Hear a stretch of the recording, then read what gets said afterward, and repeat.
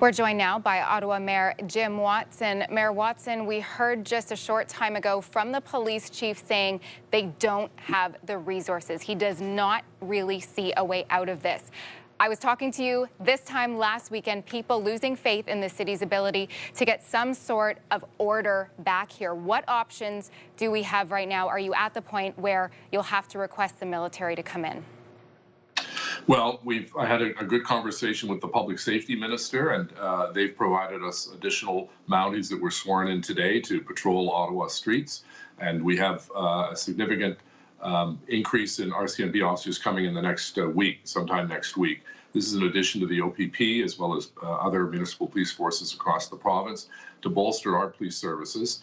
We've had about 164 Ottawa police officers in neighborhoods, the three high-profile neighborhoods, Centertown, Byward Market, and Lower Town. That is my first priority, is to protect those people, give them some peace of mind.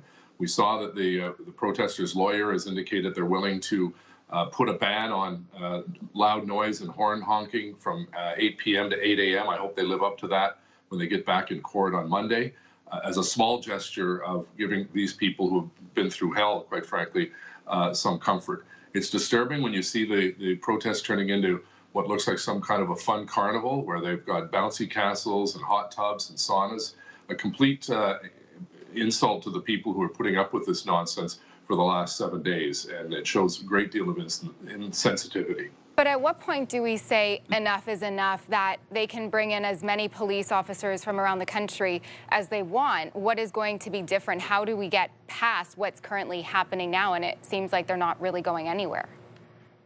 Well, we've started to see the police issue significantly more tickets, traffic tickets, as well as Highway Traffic Act tickets. That has to be done. It hits them in the pocketbook. We negotiated with GoFundMe, where that service rejected the protesters and are sending the money back to the individuals. So that hopefully will help, although I know there are other services that are going to try to help, and we'll go back to them and try to get that money cut off, because that's one of the ways of trying to bring this to an end financially. Obviously, the federal government has an important role, that they're going to have to sit down and have some kind of a discussion, some kind of mediation to get this situation resolved, because it's now spreading across the country. But the biggest challenges are right here in the city of Ottawa. And that's why we've gone out of our way. I spoke to the Premier yesterday. I spoke to the Public Safety Minister.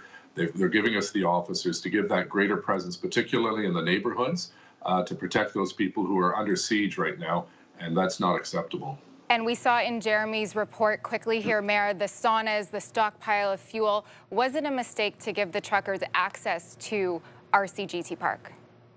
Well, the initial plan was to keep those trucks there because they couldn't fit into the downtown. So I think what is an error is we should have had some control at the gate. They shouldn't be bringing in hot tubs, and they shouldn't be bringing in bouncy castles. That's just ridiculous.